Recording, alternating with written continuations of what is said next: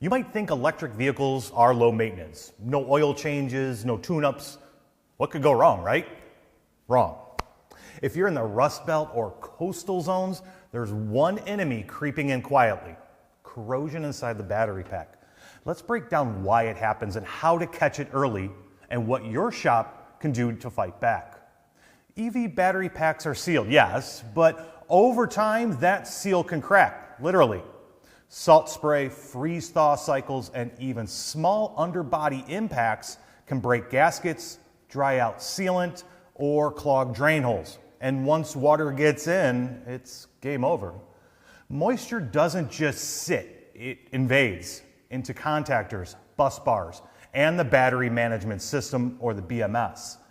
A single corroded pin can cause a no-start, throw isolation faults, or force the entire pack offline. So what can you do in the bay? Plenty. Start with these inspection points during routine service: battery pack seams and fasteners, high voltage cable grommets and access ports, drain holes. Are they clear?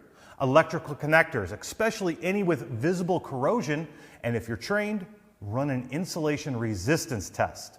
It'll tell you if moisture's already inside.